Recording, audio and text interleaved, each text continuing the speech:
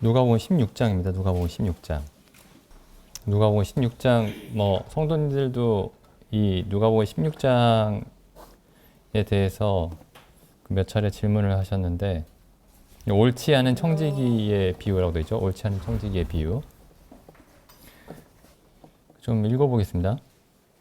또한 제자들에게 이르시되 어떤 부자에게 청지기가 있는데 그가 주인의 소유를 허비한다는 말이 그 주인에게 들린지라.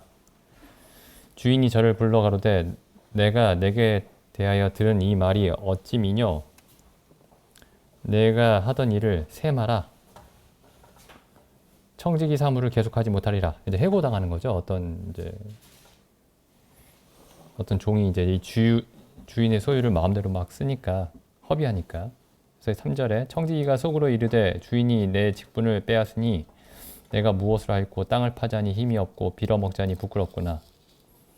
내가 할 일을 알았도다. 이렇게 하면 직분을 빼앗긴 후에 그러니까 잘리더라도 사람들이 나를 자기 집으로 영접하리라. 그래서 주인에게 빚진 자를 하나씩 불러다가 먼저 온 자에게 내가 얼마나 빚졌느뇨? 6절에 말하되 기름 100마리니이다. 여기에 50이라고 써라. 50말 썼대. 50말 빚졌다고 쓰는 거예요. 그러니까 조작하는 거죠, 조작. 7절에 다른 이에게 이르되 너는 얼마나 빚졌느뇨? 밀 100석이니이다. 여기에 80석이라고 써라. 8절 주인이 이 옳지 않은 청지기가 이를 지혜 있게 하였으므로 칭찬하였으니 이 세대의 아들들이 자기 시대에 있어서는 빛의 아들들보다 더 지혜로움이라. 여기에 이제 왜 주인이 지금 주인에게 굉장히 손해를 입히는 거잖아요. 손해를 입히는 건데 왜 주인이 이 청지기를 칭찬을 하느냐. 이제 많은 사람들이 여기에서 이거 좀 이해하기 어렵다 이렇게 얘기를 합니다. 그 여기저기 이제 성경 그 주석을 찾아봐도 이거 난해한 대목이다. 이게 난해한 대목이다 이렇게 얘기를 합니다. 어떤 사람들은 이제 이 8절에서 이 주인이 청지기를 칭찬했다라는 이 말이 반어적인 표현이다. 비꼬아서 하신 말씀이다. 이렇게 설명하는 경우도 있어요.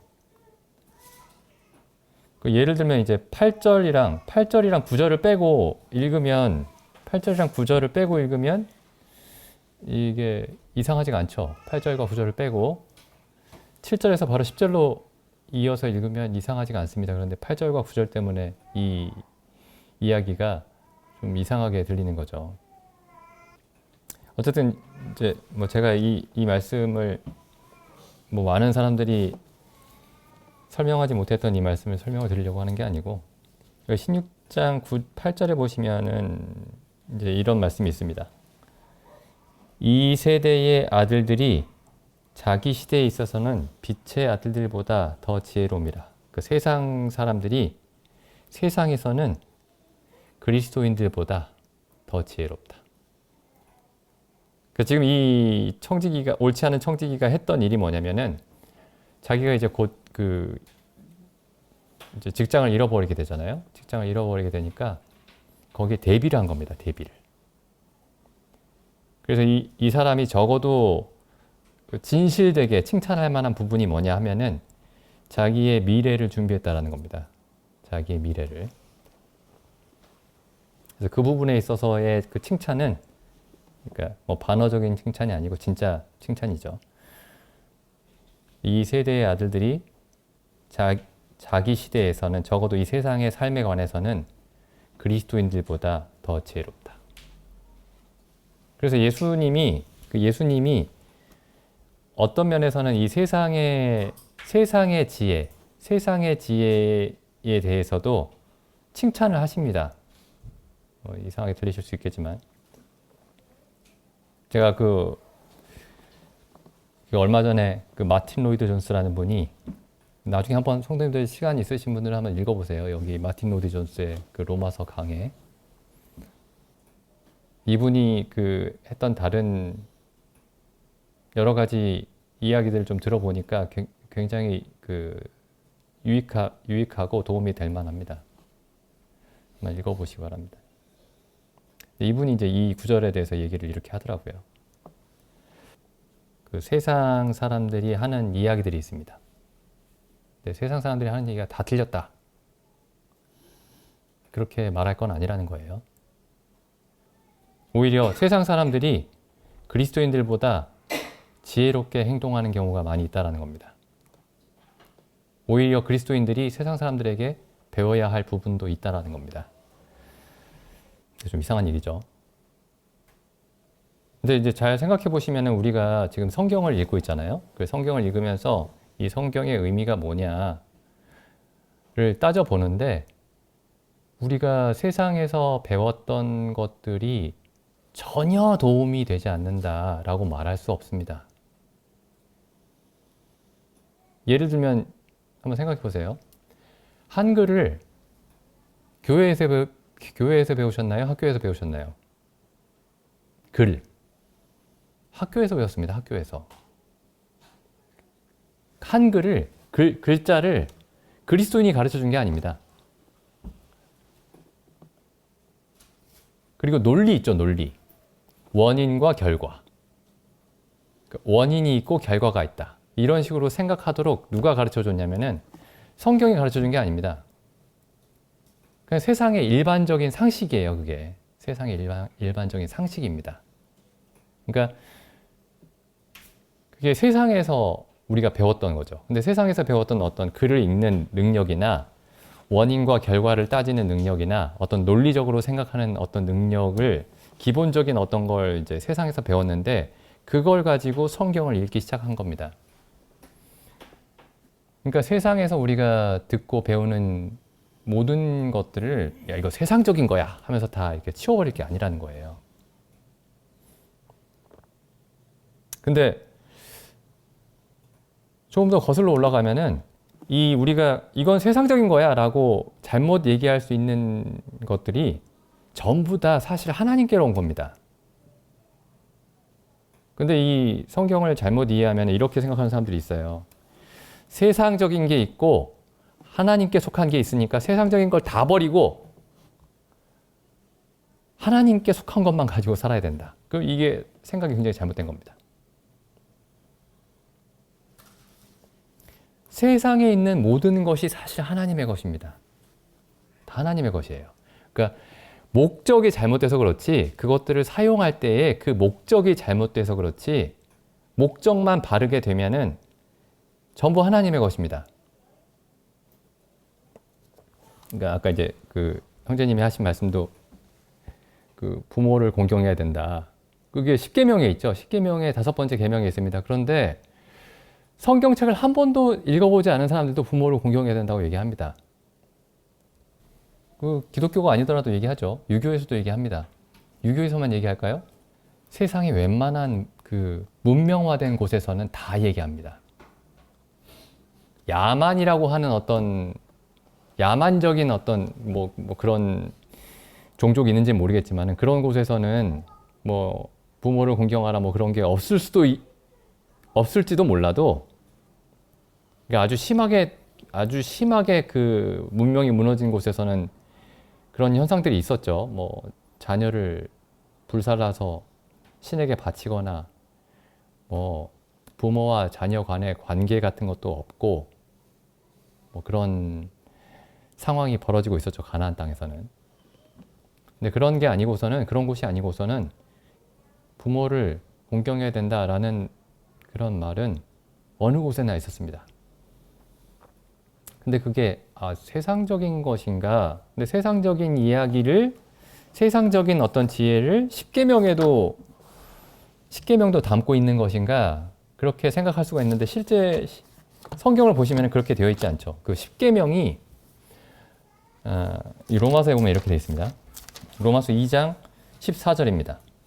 율법 없는 이방인이 본성으로 율법의 일을 행할 때는 이 사람은 율법이 없어도 자기가 자기에게 율법이 되나니 이런 이들은 그 양심이 증거가 되어 그 생각들이 서로 혹은 송사하며 혹은 변명하며 그 마음에 새긴 율법의 행위를 나타내느니라. 그럼 이제 율법은 유대인들에게만 주셨습니다. 이스라엘 백성에게만. 그 외에 다른 민족에게는 율법을 주신 적이 없어요. 근데 율법 대신에 무엇이 주어져 있냐면은 양심이 주어져 있습니다. 근데 양심이 어떤 거냐면 마음에 새겨진 율법입니다. 마음에 새겨진 율법. 그래서 여기 십계명에 나와 있는 이 계명들이 대체로 하나님을 모르는 사람들에게도 새겨져 있습니다. 살인하지 말라, 간음하지 말라, 도둑질하지 말라, 거짓 증거하지 말라, 이런 게 다 있습니다. 그 10계명을 그 5계명부터 적어도 9계명까지 잘 살펴보시면 이 계명들이 없으면 어떤 그 사회가 유지될 수가 없습니다. 유지될 수가 없어요. 살인이 그대로 용인이 되고, 살인, 간음, 도둑질, 거짓 증거, 이게 다 용인이 되면은 어떤 사회가 보존이 될 수가 없어요. 그리고 이제 또 여기서 좀 더 한 걸음 더 나가서 좀 생각을 해보면은, 이게 성경을 이해하는 어떤 머리와 세상에서 사용하는 머리는 좀 다른 거다, 이렇게 생각하면 안 됩니다. 그냥 머리는 같은 머리예요.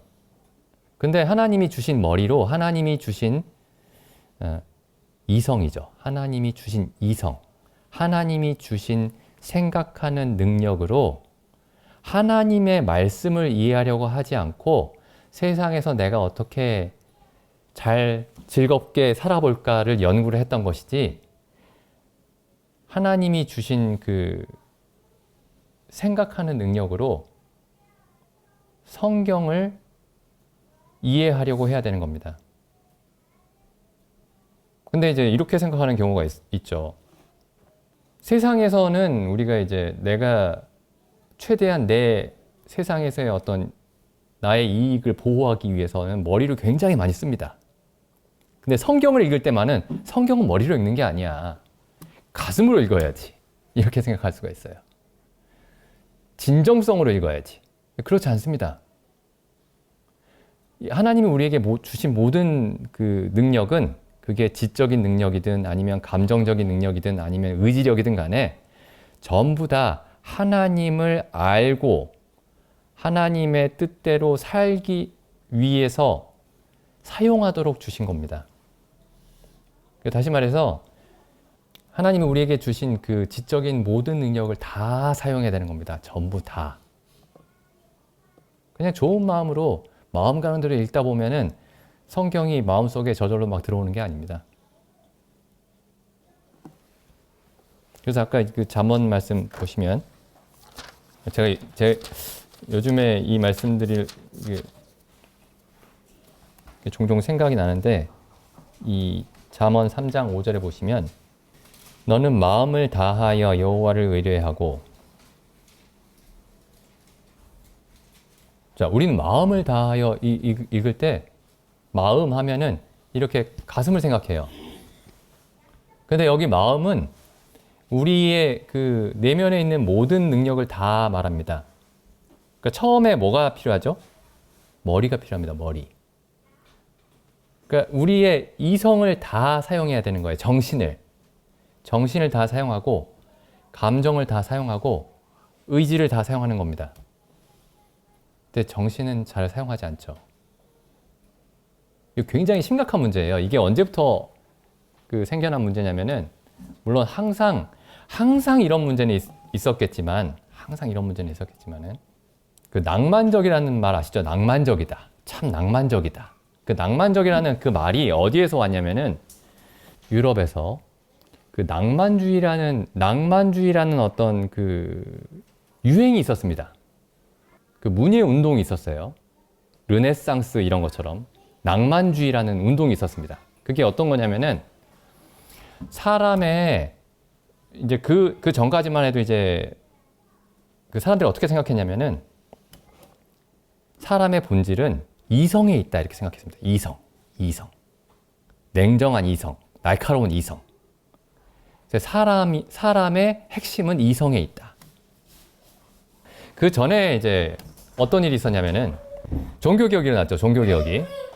16세기에 종교개혁이 일어났습니다. 마틴 루터가 이제 종교개혁을 일으켰죠. 뭐 대충 얘기를 하면은. 그리고 나서 이제 그 로마 카톨릭과 개신교가 갈라졌습니다. 근데 그걸로 끝나는 줄 알았는데 이 개신교 사이에서도 막 그 전쟁이 일어났어요. 개신교 사이에서도 서로 막 치고받고 했습니다. 그러니까 이제 그때 당시에 이제 유럽에서 이제 지식인들이 어떤 생각을 했냐면은 야, 이거 그 교리 문제 가지고 싸우다가는 이 싸움이 끝나지 않겠다.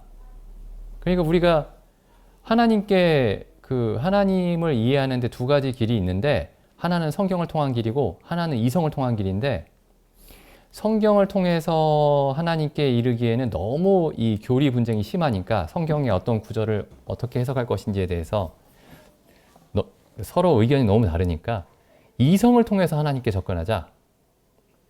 우리가 수학이나 과학을 통해서 하나님께 접근하면은 이런 이견이 없을 거다라고 생각을 했어요. 그래서 이제 그 기독교의 권위가 조금씩 사그라들고 그리고 과학, 이성의 권위가 점점 높아지기 시작했습니다. 그리고 나서 이제 이게 어떻게 이제 발전하게 되냐면은 이제 과학과 이성이 힘을 얻으니까 그 결과로 이게 산업혁명까지 이루어집니다. 산업혁명. 과학이 발달하고 기술이 발달하고. 그리고 산업혁명이 일어났는데 이제 그때 어떤 일들이 벌어지냐면은 어린이들이 굉장히 많이 죽었어요. 그 굴뚝 청소하면서. 청소하기에는 성인들이 굴뚝에 들어갈 수는 없으니까 어린이들이 굴뚝에 들어가서 청소를 많이 했습니다. 그러면서 많이 죽었어요. 어린이들도 많이 죽고 그 다음에 공장의 노동자들도 많이 죽었습니다. 그래서 이제 그걸 보고 있던 사람들이 야, 이성이 세상을 망가뜨린다. 사람의 본질이 어디에 있는지 다시 한번 생각해 봐야 된다. 라고 하면서 사람의 그 가장 중요한 부분이 이성이 아니고 감정이다, 감성이다. 이렇게 간 겁니다. 감성이다. 근데 그게 기독교에도 상당한 영향을 미쳤어요. 엄청난 영향을 미쳤습니다. 그래서 이제 하나님을 알고 이해하는 것이 중요한 게 아니고 하나님의 사랑을 느끼는 것이 중요하게 된 거예요. 하나님의 사랑을 느끼는 것. 체험하는 거. 뭔가 체험하는 거. 그게 지금까지 와 있는 겁니다. 지금까지. 근데 그 전까지만 해도 사람들은 이 성경이 무엇을 말하는지를 성경 안에서 따져보는 걸 중요하게 생각했습니다. 여기 다시 보시면은 이 3장 5절에 너는 마음을 다하여 여호와를 의뢰하고 라고 했을 때 우리는 이 마음이 감성을 보통 생각을 하니까 마음이라는 단어를 읽으면 우리는 그런 시대에 살고 있는 거예요. 그러니까 이 진정성을 가지고 하나님을 의뢰하라 이렇게 읽히는 거예요. 이런 말씀들이. 근데 실제로는 이 말을 읽을 때 하나님이 우리에게 주신 모든 지성을 다 발휘해서 하나님이 뜻하시는 바가 하나님의 의가 무엇인지 살펴봐야 된다 라고 읽혀야 되는 겁니다. 이게 본래는. 그 다음 보시죠. 계속 읽어보겠습니다. 그래서 제가 이제 지난번에도 말씀드렸지만 3장 1절에 이 3장 5절 말씀은 3장 1절부터 읽어야 되는 말씀입니다. 내 아들아 나의 법을 잊어버리지 말고 내 마음으로 나의 명령을 지키라. 그러면은 하나님의 법을 먼저 이해하고 그게 무엇인지 알고 이해하고 있어야 되는 거죠. 그리고 나서 5절에 너는 마음을 다하여 여호와를 의뢰하라는 말은 하나님의 법과 하나님의 명령을 의뢰하라는 뜻입니다. 하나님의 법과 명령을. 그러니까 모호하게 나 하나님 사랑합니다. 하나님에 대해서 좋은 감정을 느끼고 있어요 라고 말하라는 게 아니고 저는 하나님의 법과 명령을 의뢰하고 내 명철, 나의 지혜를 의지하지 않습니다. 이렇게 말하라는 거죠. 그 다음에 6절 보시면 너는 범사의 그를 인정하라. 모든 일에 하나님의 법과 명령이 내가 지금 처한 일에 대해서 어떻게 말씀하고 있는지를 인정하라.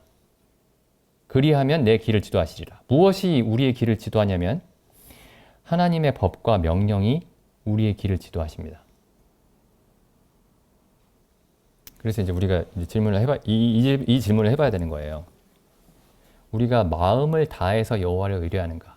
아니면은 막연하게 나는 하나님 사랑하는데, 아니면 적어도 난 하나님에 대해서 좋은 감정을 가지고 있는데 하나님이 다 잘해주실 거라고 나는 믿는데, 이 3장 5절 말씀을 그렇게 이해하고 있는지, 아니면 하나님이 우리에게 주신 지적인 능력을 다해서 여호와의 말씀을 의지합니다. 이렇게 말하고 있는지 한번 이제 생각을 해보셨으면 좋겠습니다. 우리가 지나왔던 시간들, 내가 그리스도인이 됐노라고 하면서 지내왔던 시간 동안 내가 하나님이 내게 주신 정신의 능력을 다해서 하나님의 말씀을 의뢰했는가? 근데 사람들이 이렇게 생각하는 거예요. 그 믿는 것도 하나님이 언젠가 나 믿게 해주시겠지, 이렇게 생각하는 겁니다. 이 말씀을 앞뒤를 자세히 살펴볼 생각을 하질 않아요. 이 굉장히 심각한 문제입니다. 어느 날 갑자기 딱 믿어졌다는데 뭐 나에게도 그런 날이 오겠지, 이렇게 생각하는 겁니다. 이게 굉장히 뿌리 깊은 문제라 이런 인상을 지우는 게 굉장히 시간이 많이 걸려요. 분명히 거듭나고 구원받는다는 일은 기적적인 일입니다. 기적입니다. 하나님이 기적적으로 행하셔야 되는 일이긴 하지만은 그 말이 사람들이 정상적으로 사용하는 정신의 기능을 사용하지 않고 일어난다는 뜻은 아닙니다. 그렇게 생각하는 경우가 굉장히 많죠. 그리고 어쩌면 우리가 복음을 전할 때에도 복음을 듣는 사람들에게 그런 잘못된 인상을 줄 수가 있는 겁니다. 오히려 우리가 사람들에게 복음을 전할 때 이렇게 전해야 돼요. 성경을 살펴보십시오. 성경을 자세히 살펴봐야 됩니다. 근데 이게 믿지 않는 사람들에게만 해야 되는 조언이 아니고 우리 안에서 서로에게도 성경이 무엇을 말하는지 자세히 살펴봐야 됩니다. 이렇게 조언해야 되는 겁니다. 나는 평안해요. 나는 하나님 믿고 평안하다니까. 이렇게 계속 얘기하는 게 위험한 일이에요. 평안한 게 중요한 게 아닙니다. 마음을 다해서 여호와를 의뢰하라는 말은 하나님이 우리에게 주신 지적인 능력을, 모든 사람에게 주신 지적인 능력을 사용해서 성경을 살펴보고 성경을 의뢰하라는 말입니다. 성경을 의뢰하라. 한번 보시죠. 150, 잠언 1장, 아까 형제님이 처음 읽으신데, 잠언 1장 7절 보시죠. 여호와를 경외하는 것이 지식의 근본이언을 미련한 자는 지혜와 훈계를 멸시하느니라. 이 말씀 잘 보시면 여호와를 경외한다. 경외한다라는 말이 뭐냐면 두려워한다라는 말입니다. 두려워한다. 그러니까 경외라는 말이 한자어라서 처음 이게 성경에 익숙하지 않은 사람들에게는 이게 두려워한다라는 말인지를 잘 모릅니다. 근데 여호와를 두려워하는 것이 지식의 근본이언을. 자, 그럼 여호와를 두려워한다는 말이 무슨 뜻인가요? 우리가 어떤 사람들에게 당신은 여호와를 두려워하지 않는군요. 하나님을 두려워하지 않는군요. 이렇게 얘기하면은 어떤 사람들은 이렇게 답할 거예요. 저는 하나님 두렵습니다. 하나님 나 지옥에 보낼 수도 있잖아요. 나 하나님 두려워하는데? 하나님을 두려워하지 않는 사람은 없습니다. 어떤 면에서는 하나님을 두려워하지 않는 사람이 없어요. 무신론자도 하나님을 두려워합니다. 왜냐하면은 진짜 무신론자는 없거든요. 진짜 신이 없다라고 정말로 믿는 사람은 없습니다. 무신론자라고 주장할 뿐이지.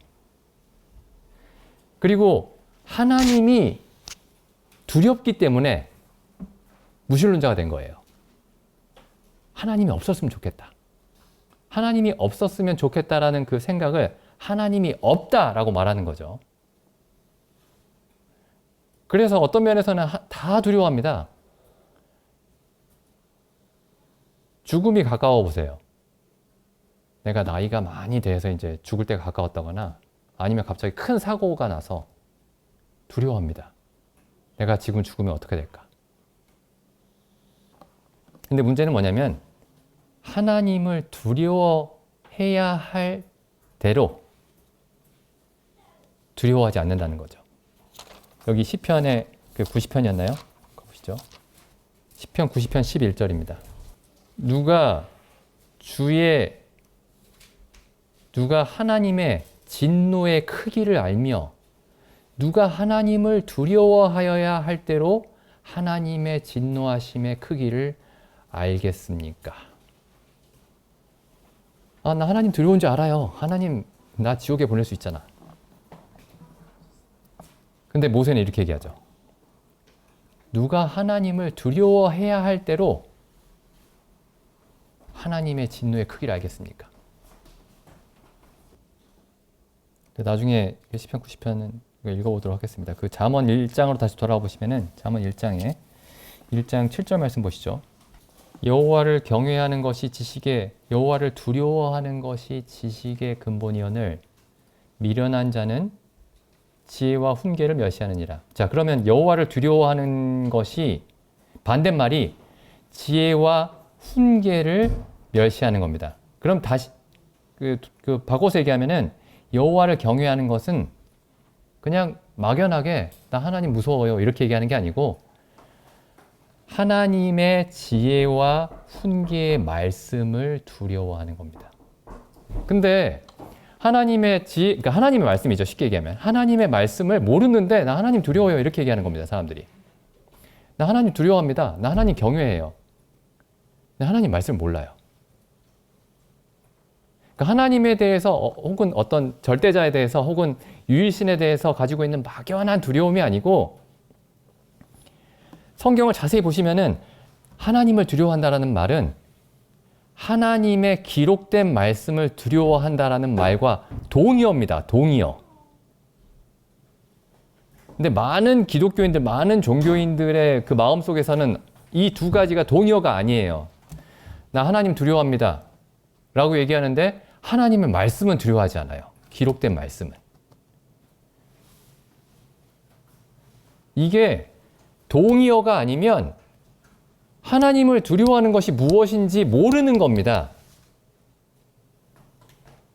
자기가 자기 마음속을 들여다보면은 아, 나 하나님 무서워하는데 이렇게 말할지는 몰라도 하나님의 말씀을 두려워하지 않으면 하나님을 두려워하는 게 아닙니다. 그 다음 보시죠. 8절. 내 아들아 내 아비의 훈계를 들으며 내 어미의 법을 떠나지 말라. 잘 보시죠. 왜 7절과 8절 말씀이 같이 있는지 보시면은 아비의 훈계와 어미의 법이 뭘 말할까요? 그 내용이 뭘까요? 7절입니다. 이 아버지와 이 어머니는 무엇을 말하냐면은 여호와를 두려워해라. 이렇게 말합니다. 그래서 여기 십계명에도 아까 이제 형제님도 십계명 얘기하셨지만은 하나님에 대한 계명이 그 사계명까지죠. 바로 이어서 부모를 공경하라는 말이 나옵니다. 왜 그럴까요? 구약을 잘 보시면은 출애굽기 13장 보시죠. 12장을 먼저 보시죠. 12장에 이제 6월절 예식이 있고 12장 25절에 보시면 너희는 여호와께서 허락하신 대로 너희에게 주시는 땅에 이를 때에 이 예식을 지킬 것이라. 이제 너희가 가나안 땅에 들어가면은 이 유월절 예식을 지켜라. 26절. 이후에 너희 자녀가 묻기를 이 예식이 무슨 뜻이냐 하거든 너희는 이르기를 이는 여호와의 유월절 제사라. 여호와께서 애굽 사람을 치실 때에 애굽에 있는 이스라엘 자손의 집을 넘으사 우리의 집을 구원하셨느니라 하라. 이스라엘 백성이 하나님의 백성으로 유지되는 조건이 무엇에 달려있냐면은 부모가 자식에게 하나님의 법을 가르쳐 주는 데 달려 있었습니다. 그래서 신명기에 보면 이런 말씀도 있죠. 너희가 앉았든지 누웠든지 걸어갈 때든지 자녀들에게 하나님의 율법을 항상 가르치고 설명하고 말하라고. 그러면 이제 자녀들이 하나님을 알려면 어떻게 해야 되냐면은 부모를 공경해야 되는 겁니다. 부모의 말을 듣지 않으면 어떻게 되냐면 하나님을 알 길이 없어집니다. 그래서 이제 그 십계명뿐만 아니라 성경뿐만 아니라 다른 문화권에도 다른 문명에서도 부모를 공경하라는 그런 가르침들이 있는데 이제 그 가르침들은 하나님이 이제 사람들의 마음속에 모든 사람의 마음속에 새겨두신 도덕이죠. 도덕, 양심. 그 양심의 법을 지키도록 주신 겁니다. 그리고 자녀들도 이제 부모를 공경함으로써 하나님이 모든 인류에게 기본적으로 주신 도덕적인 본능, 도덕적인 법을 계속 가르치도록 그렇게 주신 겁니다. 그런데 성경에서는 그게 하나님이 어떤 분이신지가 이스라엘 백성에게는 하나님이 어떤 분이신지가 더욱 분명하게 계시가 되어 있기 때문에 이 부모에게 공경하는 것이 하나님을 아는 것과 직결이 되어 있는 겁니다. 제가 두 가지 좀 다른 얘기를 섞어가지고 얘기가 좀 복잡해지는데 제가 다시 말씀드리면은 세상의 사람들이 말하는 지혜가 이건 세상적인 거다라고 하면서 다 무시할 게 아니라는 거죠. 그게 근원으로 돌아가면은 하나님에게서 온 겁니다. 또 한 가지는 그래서 이제 그 부모를 공경하라는 말이 세상에도 있고 성경 안에도 있다라는 거죠. 근데 이제 성경에서 부모를 공경하라고 말했을 때에 그 근본적인 목적이 무엇이었냐면은 부모를 통해서 자녀가 하나님과 하나님의 법을 알 수 있기 때문입니다. 여기 조금 다른 얘기일 수도 있는데 잠언 8장을 보시죠. 그러니까 우리가 세상에서 듣는 이야기들을 어떻게 이해할 것인가. 처음에 우리가 읽었던 이 세대의 아들들이 빛의 아들들보다 자기 세대에는 더 지혜롭다라고 예수님이 하신 말씀, 그 말씀을 또 한 번 이해할 수 있는 그런 부분이 여기 있습니다. 그 잠언 8장에 보시면 잠언 8장 10절을 보겠습니다. 너희가 은을 받지 말고 나의 훈계를 받으며 여기 나가 지혜입니다. 지혜. 8장 1절에 보시면 지혜가 부르지 아니하느냐 명철이 소리를 높이지 아니하느냐 그가 길가의 높은 곳과 사거리에 서며 지혜를 의인화한 거죠. 의인화한 겁니다. 근데 자세히 보시면 이 지혜가 예수님입니다. 예수님. 쭉 읽어보시면 밑에 8장 22절에 보시면 이렇게 돼 있죠. 여호와께서 그 조화의 시작 곧 태초에 일하시기 전에 나를 가지셨고 나를 소유하고 계셨고 영원 전부터 태초부터 땅이 생기기 전부터 내가 세움을 입었나니 아직 바다가 생기지 아니하였고 큰 샘들이 있기 전에 내가 이미 났으며 산이 세우심을 입기 전에 언덕이 생기기 전에 내가 이미 났으니 하나님이 아직 땅도 들도 세상 진토의 근원도 짓지 아니하셨을 때에라. 그가 하늘을 지으시며 궁창으로 해면에 두르실 때에 내가 거기 있었고 그가 위로 구름 하늘을 견고하게 하시며 바다의 샘들을 힘있게 하시며 바다의 한계를 정하여 물로 명령을 거스리지 못하게 하시며 또 땅의 기초를 정하실 때에 30절 보시죠. 내가 그 곁에 있어서 창조자가 되어 이게 누굴까요? 예수님입니다. 예수님. 사람이 되시기 전에 예수님이시죠. 창조하실 때, 세상을 창조하실 때 예수님입니다. 네, 8장 14절을 보겠습니다. 근데 8장 14절. 내게는 도략과 참 지식이 있으며 나는 명철이라 내게 능력이 있으므로 15절 읽어보겠습니다. 나를 말미암아 나를 통해서 세상의 왕들이 나라를 다스리고 그러니까 이스라엘의 왕이 다스리는 게 아니고 세상의 모든 왕들이 나를 통해서 세상을 다스리고 방백들이 공의를 세우며 나로 말미암아 재상과 존귀한 자들 곧 세상의 모든 이스라엘이 아니고 세상의 모든 재판관들이 다스리느니라.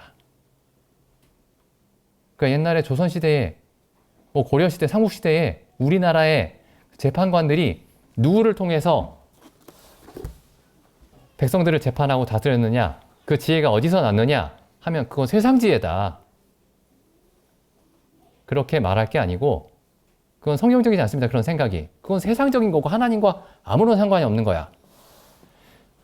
그게 잘못된 생각이고 성경적으로 말하면 그 모든 지혜가 그들이 분명 하나님을 몰랐지만 그 모든 지혜는 하나님이 주신 것이다.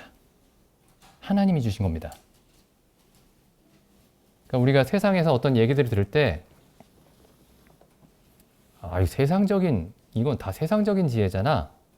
이렇게 얘기할 게 아닙니다.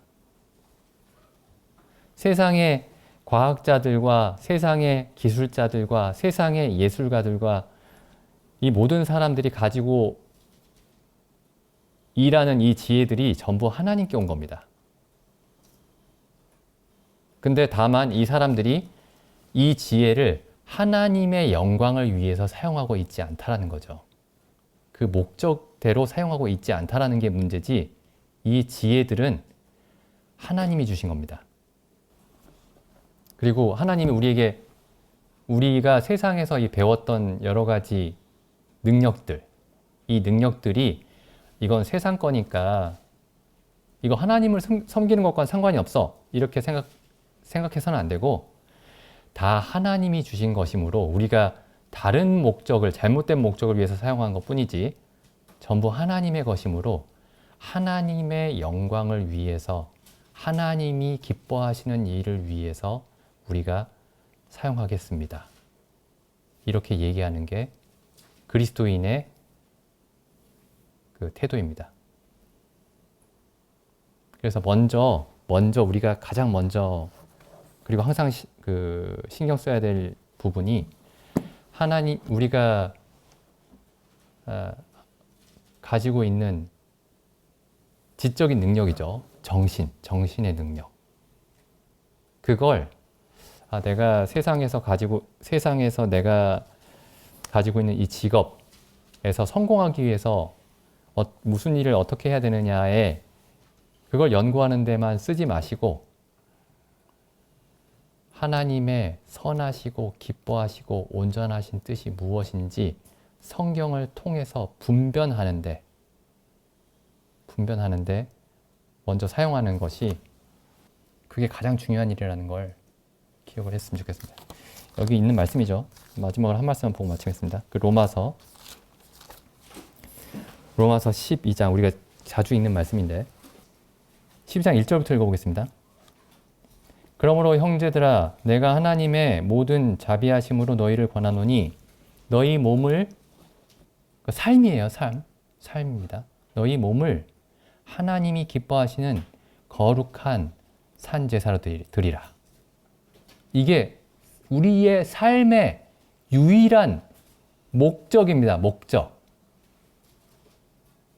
각자 성도님들이 각자 세상에서 하고 계시는 일들이 다 다르지만은 맡은 역할이 다 다르지만 유일한 목적은 같습니다.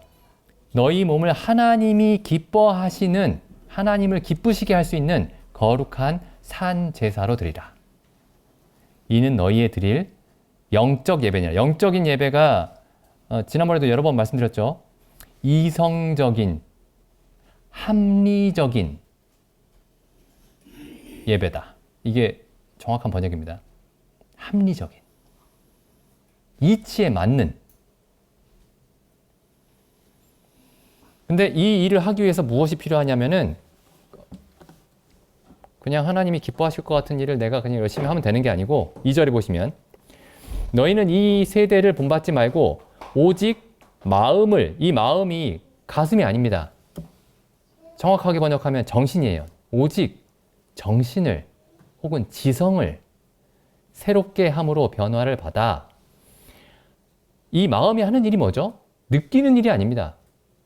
뭔가 평안을 느끼고 기쁨을 느끼고 사랑을 느끼는 게 아니고 이 마음이 하는 일은 뭐냐면 하나님의 선하시고 기뻐하시고 온전하신 뜻이 무엇인지 분별하는 겁니다. 그러니까 나눈다는 거죠. 다 일일이 나눠서 이건 잘못된 거고 이건 맞고 이건 어느 정도 맞고 이건 어느 정도 틀렸고 이걸 일일이 다 분석하고 구별한다는 뜻입니다. 자, 하나님이 무엇을 선하게 여기시는지, 하나님이 무엇을 기뻐하시는지, 무엇이 온전한 것인지 그것들을 분별해서 하나님이 기뻐하시는 거룩한 산 제사로 우리를 드리는 겁니다. 그래서 적어도 우리는 신앙은 가슴으로 하는 거야. 이런 생각에서 완전히 빠져나왔으면 좋겠습니다. 빠져나와서 신앙은 먼저, 물론 가슴이 없으면 안 되죠. 시작은 머리부터입니다. 머리부터. 머리가 가슴을 움직이고 가슴이 몸을 움직여야 됩니다. 근데 머리 빠지고 그냥 가슴만 감동이 되고 그냥 그걸로 끝나면 그건 성경이 말하는 신앙이 아닙니다. 네, 기도드리고 마치겠습니다.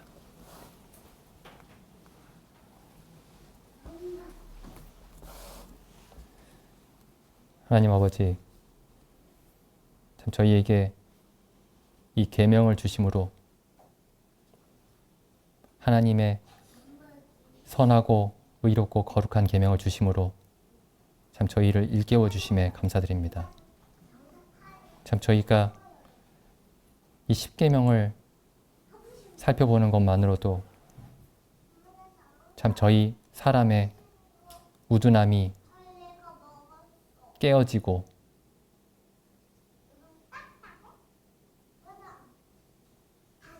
참으로 지혜롭고 올바른 일이 무엇인지 알게 됨을 고백을 드립니다.